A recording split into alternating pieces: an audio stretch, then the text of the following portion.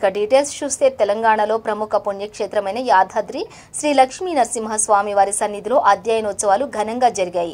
ఈ నెల 25వ తేదీన ప్రారంభమైన అధ్యయనోత్సవాలు ముగిశాయి. 6 రోజుల పాటు ఉదయం సాయంత్రం వివిధ అలంకార సేవలో భక్తులకు దర్శనమిచ్చిన నరసింహుడు చివరి రోజు అధ్యయనోత్సవాల్లో భాగంగా లక్ష్మీ నరసింహస్వామి అలంకారంలో బాలాలయంలో సేవపై విహరిస్తూ భక్తులకు దర్శనమిచ్చారు. స్వామివారిని నరసింహస్వామి అలంకారంలో నయన మనోహరంగా వజ్ర వైడూర్యాలతో అలంకార సేవపై చూడముచ్చటగా వివిధ రకాల పుష్పాలతో తీర్చిదిద్దారు ఆలయ అర్చకులు.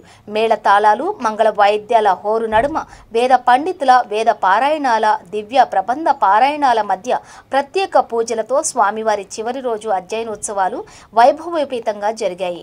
అనంతరం లక్ష్మీ నరసింహ స్వామివారి అవతార విశిష్టతను తెలిపారు ఆలయ అర్చకులు. అయితే వివిఐపి కాటేజీల నుంచి కొండపైకి వచ్చే కనుమదారిలో పిల్లర్ల మీద స్వామివారి నామాలు భక్తులకు కనిపించేలాగా తీర్చిదిద్దుతున్నారు ఐటీడీఏ అధికారులు. అయితే వీటిపై హిందూ పరిరక్షణ సమితి సంఘాలు అభ్యంతరం వ్యక్తం చేస్తున్నాయి. వెంటనే స్వామివారు నామాలు తొలగించాలని డిమాండ్ చేస్తున్నారు. స్వామివారి ప్రతిష్టకు భంగం వాటిల్లుతుందని ఆవేదన వ్యక్తం చేస్తున్నారు.